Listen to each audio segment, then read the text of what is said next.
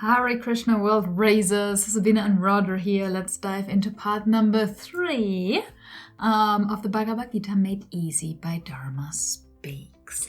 And I want to shout out Aman Pandey. He has a purple heart, which means that he got one of the most hearts from us. Nice job. Keep it up, young man. And as you might have noticed, I have another version of the Bhagavad Gita.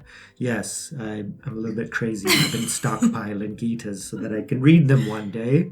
And I have not yet read this version either. Boo. It's us with a completely different background, completely different shirts, one day later. Surprise. So, we got blessed again by an obstacle. At the very end of the video, the memory card was full. Yes. So it stopped recording. Yes. Whoopsie. So the last minute of our reaction is just audio. And the reason why we're already here is because we're recording multiverse videos, which are being published after this one and before we dive into the Gita. So bear with us for this multiverse week. Yeah, and check out those multiverse videos because they actually really tie into the Gita as well. They're really talking about After the groundbreaking revelation of his cosmic form, Krishna once again turns his discourse in a new direction. Now he begins to expand on the philosophy of Sankya. As mentioned, Sankya is a process of analysis which distinguishes what is material in nature and what is spiritual in nature. Arjuna, you should also understand that I am the knower of the fields, present within all fields. Knowledge of both the field and the knower of the field is knowledge indeed. The field, as Krishna puts it, is our body which is part of creation, and within this body is the knower which is Krishna himself. He is the witness within each and every living being. This body, like all of the material world, is made up of the 24 elements. This can be broken down into dormant, non-manifested matter, the 5 elements of creation, the ego, intellect and mind. There is also the 5 organs of action, the 5 senses of perception, and the 5 objects that are perceived. All this together makes up the field of matter. But when one has jnana or spiritual wisdom, one can see through this superficial creation. Such a person has detachment from the objects of the senses, is free of ego, and perceives the misery of birth, death, old age, disease, and suffering. Wisdom allows us to recognize the shallow material world and detach from the field. But when this is done, what is it that we should know? What should we strive to realize? Krishna describes the thing to be known as having its hands and feet everywhere in the world. It has its eyes, ears, heads and mouths everywhere, and thus it pervades all things. Essentially, it is this divine mystery that we should try to realize. This divinity permeates everything. It is outside and within, both near and far. It exists, yet it does not exist. This is Krishna. Once we have come to realize that we are not this body, once we have developed this state of detachment, we move to the realization of our relationship with Krishna. His unfathomable presence within us and within everything becomes apparent. Knowing this state is the goal of life. Krishna states that both the Purusha or soul and Prakriti or matter have actually existed eternally and have not been created. The Purusha, when in contact with Prakriti, becomes subject to joy and sorrow. This entanglement causes one to be born again repeatedly. But one who is able to understand this process becomes free from the influence of material nature. They realize that all action happens within Prakriti, and they, as the Purusha, remain unstained and untouched. In chapter 14, Krishna explains the importance of the 3 gunas. These qualities influence Prakriti or material existence, and therefore play a major role in dictating our spiritual evolution. Satva is goodness and causes illumination and knowledge. Rajas is passion which forces us to act and engage. Tamas is ignorance which brings negligence and idleness. These gunas are constantly in flux, with one becoming more dominant than the others. The balance between these gunas is what decides the nature of the experience we have. If Satva prevails within, we'll be elevated to grow on our spiritual path. Rajas binds us to the results of action, causing us to stay entrapped where we are. and Tamas, however, degrades and drags us down to lower planes of existence. In later chapters, Krishna explains exactly how the gunas affect all aspects of life. The goal of life, however, is to reach that state beyond the gunas, a state which is untainted by their influence. Such a person is free. He remains indifferent, as if undisturbed by the gunas, thinking it is the gunas alone that are active. He thus remains steady and does not waver. One who has transcended the gunas is beyond material existence, beyond duality. Like with Karma Yoga, Krishna makes clear that if we realize that we are the Atma, we become the witness. The body and mind may be subject to Prakriti controlled by the gunas, but we as the soul are aloof and beyond their influence. In chapter 15, Krishna compares this entanglement with the material world and gunas to an inverted, upside-down banyan tree. With its branches below and roots above, it seems to have no beginning or end. But if we can surrender to the Supreme and be aware of who we truly are, the Atman, then we can cut through the tree and gain freedom. We reach the supreme abode of Krishna, from which we do not return. Krishna makes clear that our soul, the jiva, is actually a part of him. As it enters material existence, it draws to it the senses, mind and body. In every incarnation, we create impressions or samskaras through different experiences we have. Just as a wind carries aromas from place to place, the soul carries these impressions from previous lives to the next incarnation. This is how karma works. The jiva is untouched by anything material, but the force of previous desires and actions propels one to the next birth. Krishna reminds Arjuna that it is not only the soul which is a part of him, his presence is also inextricably woven into the physical universe. The energy emanating from the sun which illumines the entire universe, and that of the moon and fire as well, you should know that energy to be mine alone. This aspect of Krishna which enters this world and sustains it is known as the Paramatman. The energy of this universe, even our own bodies, are governed by the potency of Krishna. The power of the sun, the light of the moon, even our ability to digest food is all run by the unseen force of Krishna. This material world is kshara, or subject to decay and change. Our soul, or purusha, however, is constant and eternal. But even above this soul, there is the Purushottama, or Supreme Person, Krishna himself. Like in chapter 7, Krishna outlines 3 levels of existence, all of which are governed and part of him. Chapter 16 enters a new topic altogether, in which Krishna outlines the character and qualities of what he calls the Devi Sampad, the nature of the gods, and the Asuri Sampad, the way of the Asuras. The Devas are those who dwell in the higher planes of existence and are perpetually in conflict with their evil and arrogant cousins, the Asuras. The way of the gods is described as one of virtue and nobility. Not harming, truthfulness, avoiding anger, renunciation, never malaligning others, compassion for other beings, and never wavering.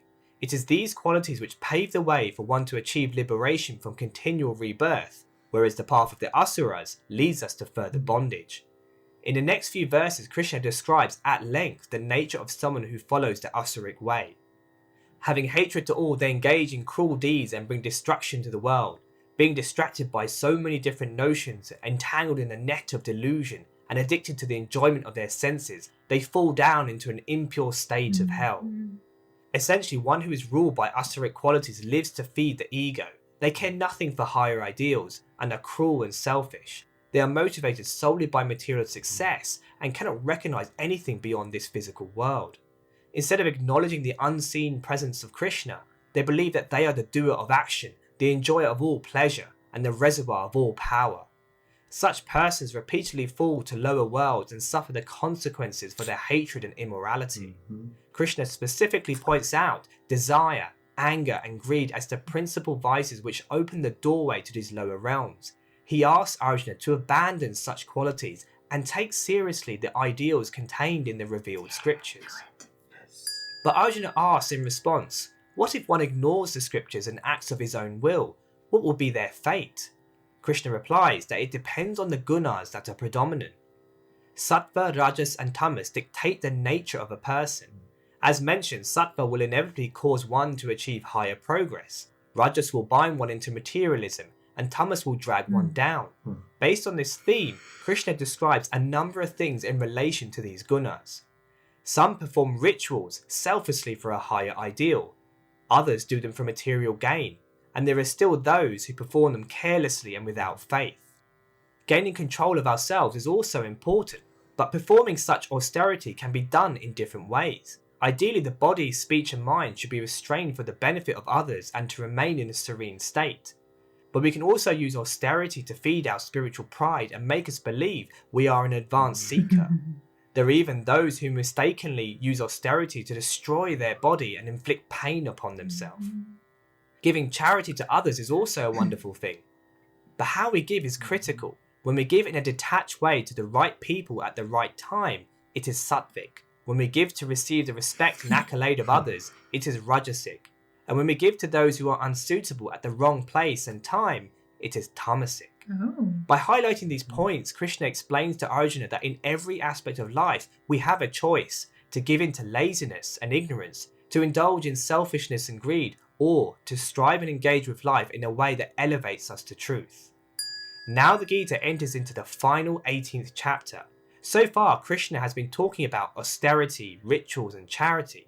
But now Arjuna wants to know if such acts can be renounced when one has progressed to a higher spiritual realization. Krishna is clear, as he has been in earlier chapters on Karma Yoga, that actions and duties must not be abandoned. Those who are filled with tamas renounce their duties out of delusion. Others who are rajasic do so because of the fear of suffering. But real sattvic renunciation is done on an inner level, not the outer. Whether our duty is pleasing or not, the mature seeker always carries it out. Krishna then describes the nature of action further. For any action to happen, there needs to be a location, a performer of action, the senses which engage with creation, the actual effort to act, and destiny. In saying this, Krishna makes clear that destiny is just one factor. Life is not completely predetermined by fate or karma. Our effort, blended together with the results of past actions, creates future circumstances. Nice. But as stated numerous times, if one has risen to that place where they no longer perceive themselves as the doer of action, then they are free of all karmic consequences. Like in the previous chapter, Krishna continues to give Arjuna more grounding practical knowledge about different aspects of life in relation to the gunas. To act, one needs intelligence. The intelligence which can discriminate what should and shouldn't be done is sattvic. But where there is confusion on these matters, one is rooted in rajas. But the worst of all is when one assumes through stupidity that what is righteous is actually unrighteous, and more dangerously, perceives that what is unrighteous is righteous. Even the kind of happiness we experience has its place in the gunas.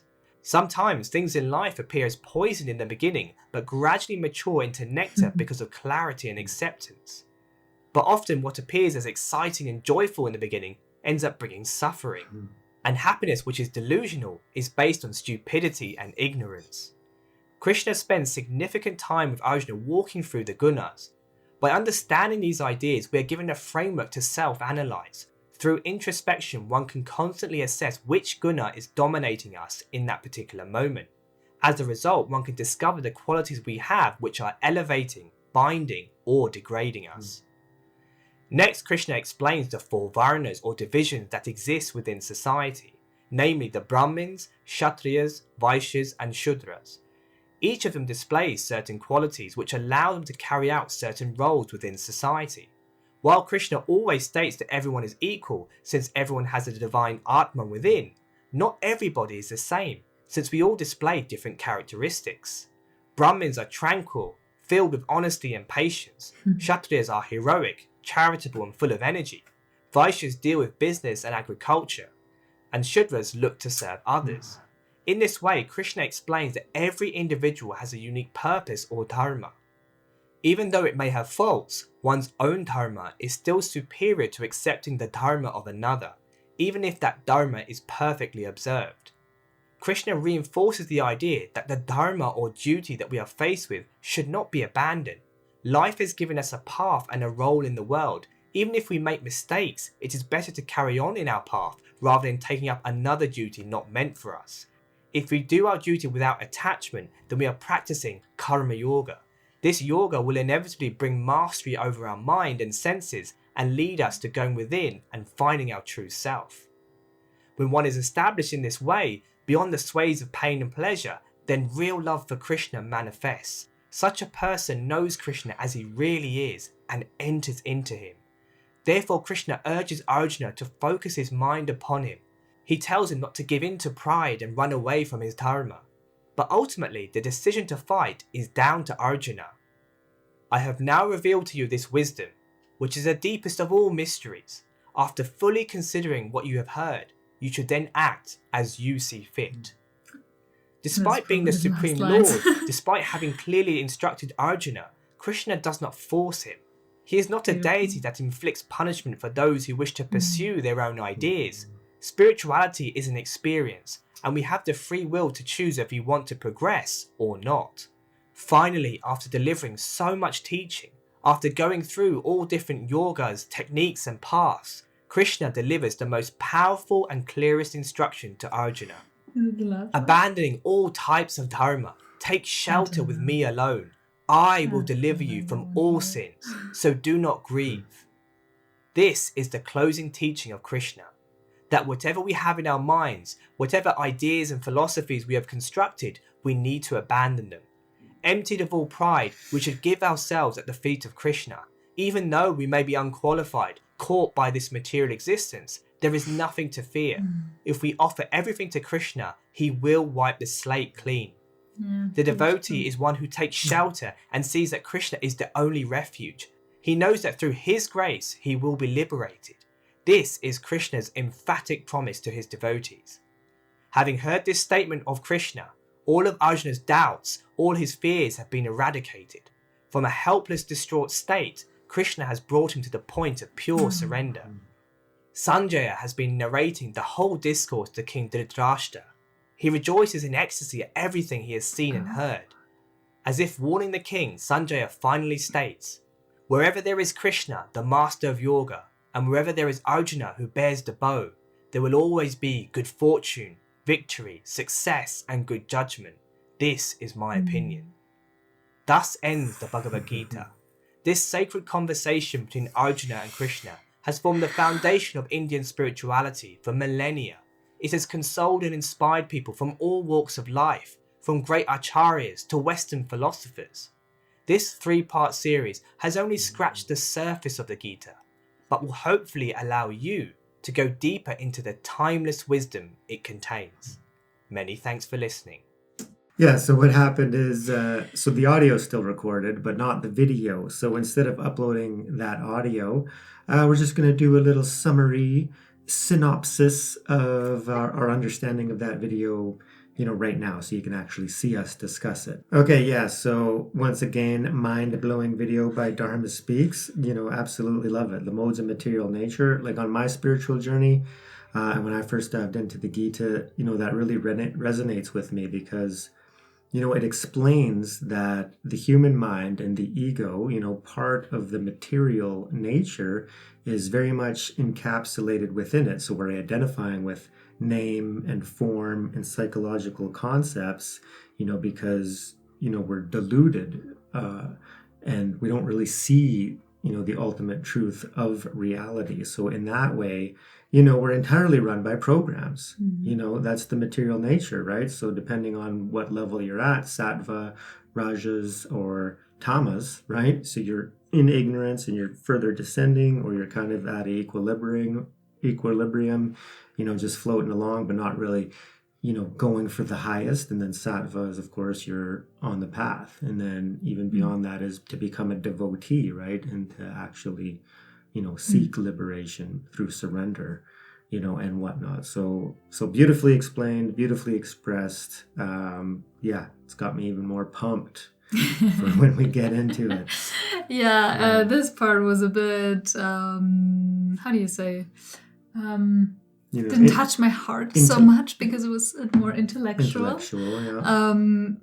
lot of knowledge and a lot of information about and different words and I heard like gunas and rajas and tamas so many times before. Roger explained it like once a month to me, but it just doesn't stick. It's just I don't have that kind of mind. But I'm still looking forward to it. I'm sure that I'll still get my insights and realizations here and there. Absolutely. So, yeah. So fantastic. Check out more Dharma Speaks videos. We look forward to checking out more of his videos in the future.